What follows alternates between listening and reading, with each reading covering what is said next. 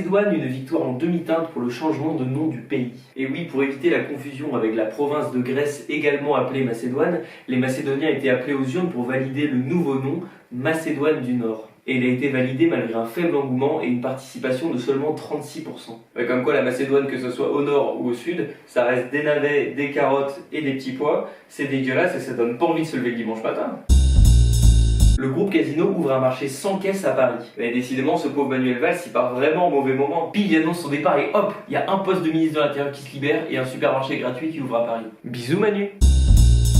La photo d'Emmanuel Macron avec ses deux jeunes à Saint-Martin a suscité beaucoup de réactions, et notamment celle de Marine Le Pen. Et elle a tweeté: on ne trouve même plus de mots pour expliquer notre indignation. La France ne mérite certainement pas cela, c'est impardonnable. C'est une occasion de plus de rappeler la décence et l'incroyable dignité de cette femme politique qui ne s'est pas du tout fait prendre en photo en 2011 avec des néo-nazis à ses côtés.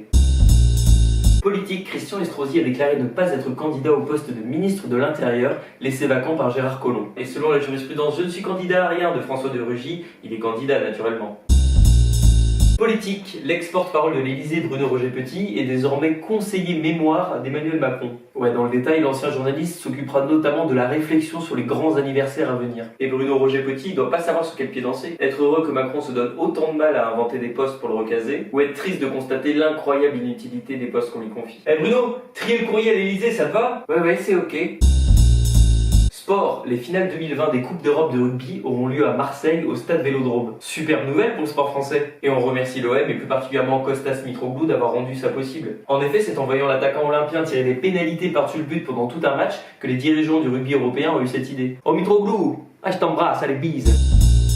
Le footballeur Cristiano Ronaldo accusé de viol. Je vous passe les détails, mais il aurait payé la jeune femme presque 400 000 € en échange de son silence et de l'abandon de toute procédure. Si ça se confirme, c'est moyen quand même tout ça.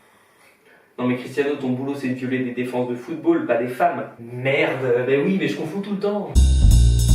Nancy, il braque un chef d'entreprise avec une arme factice, lui demande 100 000 € et laisse son nom et son adresse au dos du chèque. Eh oui, n'est pas Eric Woerth qui veut. On le dit, on le répète, l'extorsion de fonds c'est un métier.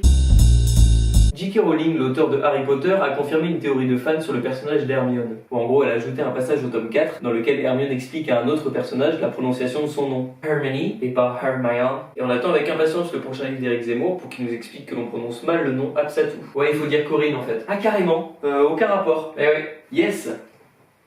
Un bon bourrin quand même lui.